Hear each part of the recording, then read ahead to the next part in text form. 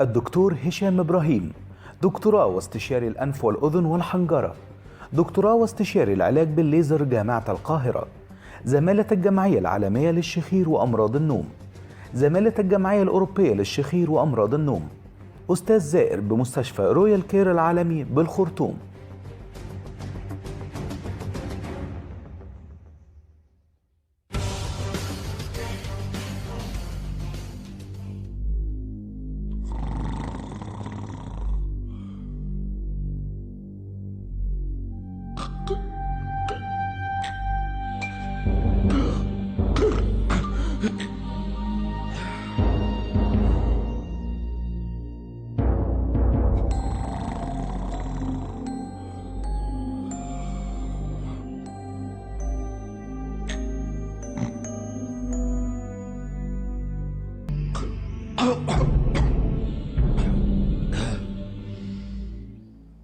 اهلا بكم. اللي احنا شفناه دلوقتي ده فيديو في منتهى الاهميه، ده اشهر فيديو لحد بيشخر على مستوى اليوتيوب، على مستوى السوشيال ميديا، مشهور قوي الفيديو ده، في منتهى الخطوره. ده اتسجل لانسان جوه الانتنسيف كير يونت، جوه العنايه المركزه. الشخير ده موضوع في منتهى الاهميه، في منتهى الخطوره الطبيه. ليه؟ علميا وجدوا انه اللي بيعمل الصوت مرتفع اثناء النوم، اللي هو الشخير يعني باللغه المصريه المعروفه، ده جمجمته اقل او انحف او اقل سماكه من جمجمه الناس الطبيعيين اللي ما بيحصل لهمش هذا الصوت بمقدار 1.23 من الملي. 1 ملي و23، يعني 1.3 ملي انحف. ده ممكن يؤدي الى تسرب النخاع الشوكي او السائل الدماغي الشوكي. ده ممكن يكون في منتهى الخطوره على مستوى الحياه. لكن الشخير ممكن زي ما انتم شفتوا في الفيديو ده يؤدي الى انه تنفس الانسان يتوقف، يقل، وده ممكن يؤدي الى سكته قلبيه او ذبحه صدريه، سكته دماغيه، ومشاكل اخرى. ده موضوع في منتهى الاهميه. طبعا ده غير العيب الاجتماعي او المشكله الاجتماعيه، انه من اسباب الطلاق اللي محدش بيجيب سيرتها هو الشخير. تعالوا النهارده نشوف هذه القصه، ونشوف على المستوى العلمي وعلى المستوى الاكلينيكي. يعني نشوف النهارده لاول مره حاله بتتكلم على الموضوع دوت، وطبعا ضيف عزيز علينا جدا، اسم كبير في عالم الانف والاذن والحنجره، اسم كبير في عالم التعامل مع مشاكل النوم ومشكله الشخير، لان ده تخصص لوحده. ضيفي العزيز الاستاذ الدكتور هشام ابراهيم. اهلا بيك يا دكتور هشام بيه. اهلا يا دكتور ايمن. منور الناس الحلوه. اهلا بيك. شرف كبير لنا هذه الزياره ومهمه جدا. شرف ليا طبعا. وطبعا بيشرفنا برضو ويسعدنا وجود ضيفه طبعا يعني عزيزه، الحاجه بوسينه احمد. اهلا بيك يا حاجه بوسينه. اهلا بحضرتك. منوره. ده نورك يا دكتور. حاجه بوسينه احدى مريضات يعني الدكتور هشام، والحقيقه منورانا النهارده وقصه مهمه جدا. عايز اتكلم الاول لانه في ناس كتير علميا هتسال ما هو الشخير علميا، ما معنى كلمه الشخير؟ الشخير حضرتك بصفه عامه زي ما الناس كلها عارفه، صوت عالي بيصدر اثناء النوم. لكن هو السؤال، اي صوت عالي بيصدر اثناء النوم هو ده الشخير؟ بنعتبره شخير وبندخله تحت علاج للشخير؟ لا طبعا. الشخير العادي اللي ممكن يحصل كل اسبوع مره، كل اسبوعين مره، حد راجع تعبان، حد سهر بالليل قوي وطلع صوت وينام، مش هو ده الحقيقه اللي بنعتبره. لكن احنا الشخير بنقسمه اسمين مهمين جدا، اللي هو بنسميه السيمبل سنورنج، اللي هو الشخير اليومي بصوت عالي. النوع الثاني وده الخطير جدا جدا جدا اللي احنا بنسميه اوبستراكتيف سليب ابنيا، وهو اللي بيصاحبه صوت عالي، بيصاحبه توقف للنفس اثناء النوم. وهو ده الحقيقه اللي احنا بندور عليه. وطبعا ده هذا لا يمنع ان احنا بندور اساسا على النوع الاولاني عشان ما نوصلش للنوع الثاني. ايه الاسباب اللي تخلي الانسان يحصل له الشخير؟ شوف حضرتك، اسباب بسيطه جدا، كل اسباب الانف والاذن، عشان ما نحصرش كلمه شخير في تخصص الشخير فقط. الانف والاذن اي سبب فيها من اول الانف بيحصل انسداد، ولاي باي سبب في مجرى التنفس من اول الانف لغايه الحنجره بيسبب الشخير. بمعنى ايه؟ بمعنى الانف لو فيها لحميات، لو فيها غضاريف، لو فيها حاجز انفي، لو فيها اورام، لو فيها جيوب انفيه، لو فيها لحميات، كل الكلام ده يسد الانف والعيان يفتح بقه بالليل ويبتدي الشخير يحصل. الحل لو في تضخم في اللوز، لو في ترهل في سقف الحلق، اللهاه، التهابات مزمنه في الحلق، يحصل شخير. ننزلنا تحت منطقه الحنجره، الابيجلوتس او لسان المزمار او اي شيء في الحنجره، كل الاسباب دي بتسبب الشخير. الصورة دي ناس كتير بتشوفها في كتب الأحياء أو بتشوفها على النت، ما بيبقوش فاهمين إيه ده. بالظبط، ده الحلق الطبيعي، ان اي حد فينا بيفتح بقه يلاقي المنظر ده يعرف ان هو حلقه طبيعي. احنا شايفين الجزء الخلفي من الحلق قدامنا سهل جدا، وشايفين اللهاه وشايفين اللوستين في الجنب. اي شكل تاني، وده سهل جدا، اي مريض او شخص عادي يفتح بقه في المرايه هيشوف المنظر ده، لقى المنظر دون يبقى هو طبيعي. اي منظر تاني من اللي هنشوفه بعد كده للاسباب الشخير اللي احنا قلناها زي تضخم اللوستين، حاجه فظيعه جدا.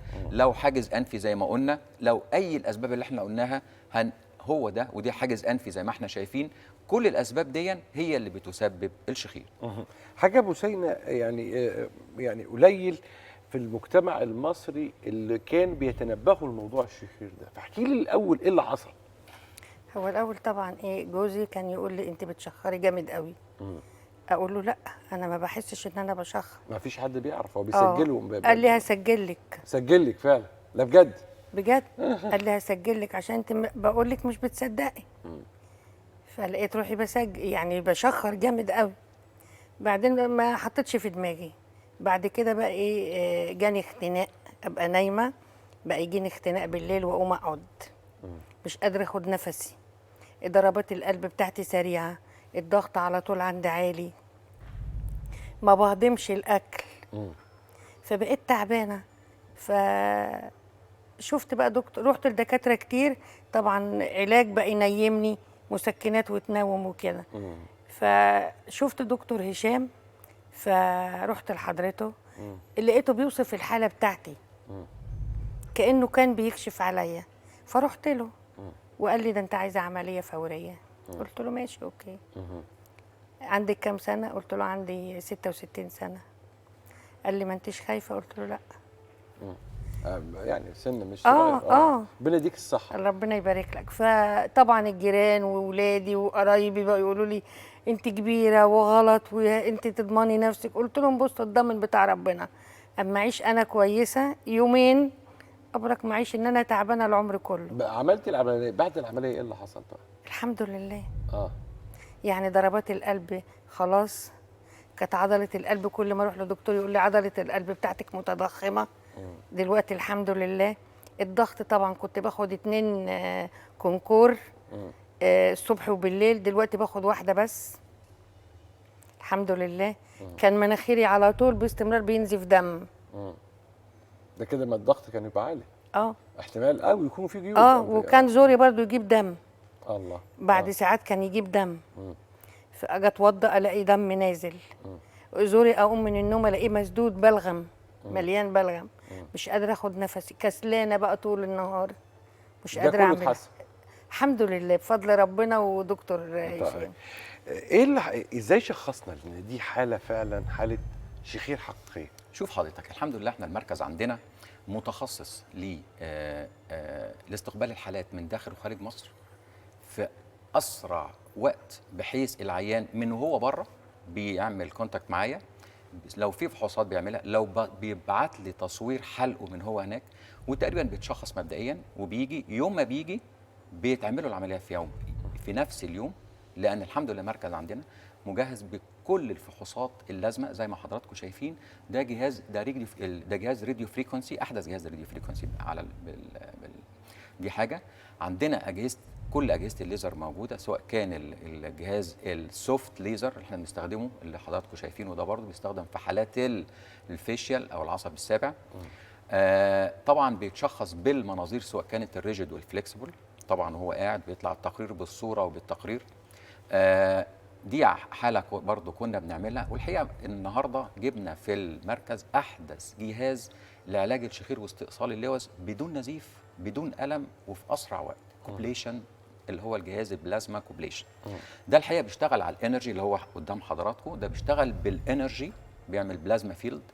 بلازما فيلد دي بتعمل بنتريشن ديبث، يعني يا دوبك طبعا باستخدام الميه كمان حاجه تكنولوجيا حديثه جدا، بيقلل التاثير الحراري على الانسجه لدرجه كبيره جدا. يكفي انا اقول لحضرتك ان الجهاز ده بدل ما كنا بنشتغل بدرجه حراره مثلا لو بنقطع ليزر درجه حراره 500، ده بيشتغل بدرجه حراره 40. تخيل حضرتك بنقلل التيشو افكت او الثيرمال تيشو افكت من 500 ل 40. العيان بعديها بيوم، وخاصة الأطفال الصغيرين من الألم، مفيش ألم خلاص في اللوز، انتهى الموضوع ده خلاص. العيان بعديها بيوم بيقوم ويتحرك وينزل ويلعب، مفيش ألم تقريبا خالص. وهو ده الحقيقة اللي بيميز المركز عندنا، إن إحنا العيان بيجي، وده الكوبليشن تونسيلكتو بنعمله. لو حضرتك شفت الجهاز، اللوزة الواحدة بتاخد أقل من دقيقة، ده فروم A to Z. زي ما حضراتكم شايفين، من غير دم، من غير في سائل بينزل اللي هو الميه، هو ده اللي بيعمل تبريد اثناء العمليه. العمليه بالظبط بتاخد دقيقه، والمنظر ده بيحصل بعديها، العين بيقوم بيتحرك وبينزل ومفيش اي حاجه خالص. ده احدث جهاز في العالم. عظيم. ده لو كان المشكله بتاعت شخير اللوزتين. بالظبط كده. طب افرض المشكله في حاجز الانف. هو برافو على حضرتك، هو ده انا بقول عليه. عشان كده تشخيص الشخير محتاج اولا استشاري وخبير في علاج الشخير، دي نمره واحد، مع احترامي لكل دكاتره الانف والاذن على راسي من فوق، لكن بيحتاج هذا التخصص الدقيق، لان احنا بنعمل زي ما قلت لحضرتك فايبر اوبتيك اللي هو منظار، بنشوف فيه مجرى التنفس من اول الانف لغايه الحنجره، جزء ملي وجزء. اي اوبستراكشن او اي انسداد فيه بيتعامل معاه، سواء كان بقى بنعمل عمليه. عشان كده احنا بنسمي عمليات الشخير عمليات المراحل المختلفة، مش مراحل مختلفة في 3 عمليات، لا هي عملية واحدة، ولكن ممكن في عملية واحدة بنشتغل في الأنف، وبنشتغل في الحلق، وبنشتغل في الغضاريف الأنف، وبنشتغل في الحنجرة، بنشتغل في كل حاجة. هي عملية واحدة في اللسان، بنشتغل في عملية واحدة، بحيث هي one sitting operation. حاجة أبو سينا دلوقتي بقى يعني بتنامي من غير صوت، صح؟ الحمد لله. طب مين علق على حكايه اللي انت ما فيش صوت دلوقتي، ولا ما حدش خد باله؟ لا، معايا بنتي وبنتها الصغيره.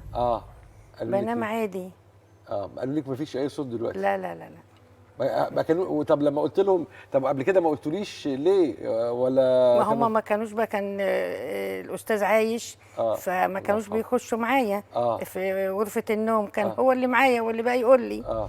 فدلوقتي بنتي وبنتها بيناموا معايا، فهم بقول لهم انا ايه الاحوال يعني بتاعتي وكده، يقولوا لا عادي يا ماما. وبعدين انا كنت بنام مش بنام على المخده عادي، كنت بنام نص نومه كده، مش بقدر انام كلي على دماغي على المخده، عشان اخاف من الاختناق. كنت عارفه ده؟ كنت عارفه ان انا كنت بقوم من النوم من الاختناق، نفسي بيتقطع، مش قادره انام، مش قادره اخد نفسي، كنت اقوم اقعد. الف سلامه. الله يسلم، ده اللي لفت نظري يعني كمان اكتر. لا الف الحمد لله على سلامتك. الله يسلم حضرتك. انا شفتك النهارده يا حاجه. انا سعيده جدا وانا بشوفك باستمرار. الله يخليك، متشكرين. العافيه. نورت يا دكتورنا. الحقيقه الدكتور هشام بيه، انت نورتنا النهارده واسعدتنا بحوار مثير ومهم للغايه عن موضوع غايب عن المجتمع المصري فهمه، وعلى المجتمع العربي، واعتقد هتفرق قوي الحلقه دي مع ناس كتير قوي انهم يفهموا يعني ايه شخير وخطورته. نورتنا يا فندم. اهلا بيك، شكرا. ضيفي العزيز الاستاذ الدكتور هشام ابراهيم، طبعا صاحب دكتوراه واستشاري الانف والاذن والحنجره، واستشاري العلاج بالليزر من كليه الطب جامعه القاهره، وزماله الجمعيه العالميه للشخير وامراض النوم، وزماله الجمعيه الاوروبيه للشخير وامراض النوم، والاستاذ الزائر بمستشفى رويال كير العالمي بالخرطوم. الاسم الكبير في هذا المجال كان في واحده من اصعب واهم واخطر المواضيع الطبيه التي ربما لا يعلم عنها الكثير اي شيء. أنا في ناس النهارده وهي بتسمع الكلام ده هتقول أنا ما كنتش عارفة الكلام ده خالص، وفي ناس أساساً ما تعرفش إنها بتشخر. سهل إن هو يعرف، يسأل أي حد بينام قريب منه، لو هو بينام لوحده هيحط جهاز كاسيت جنبه ويسجل ويصحى من النوم يسمع. اتعملت في فيلم قبل كده، الاستاذ هاني رمزي عملها في فيلم قبل كده، وكان كوميدي جدا في الرياكشن بتاعه لما اكتشف ان هو بيشخر، كان اسمه محامي خلق. طبعا كانت قضيه الطلاق من ضمن حيثياتها اللي هو كانت رافعه عليها ان تخيلوا بقى الشخير. ما انا عارف ان هي كانت حاجه ثانيه غير الشخير. الاولاد الشباب بيقول لي كانت حاجه ثانيه، ماشي يا عم، بس الشخير من الاسباب الخطيره جدا للطلاق. فخلي بالكم مهم قوي ان احنا نعرف العلاج، مهم ان احنا نعرف نشخص هذه الحاله مبكرا عشان ما يحصلناش لا قدر الله كارثه من كوارث هذا الشبح الخطير اللي اسمه الشخير. خليكم دايما مع الناس الحلوه.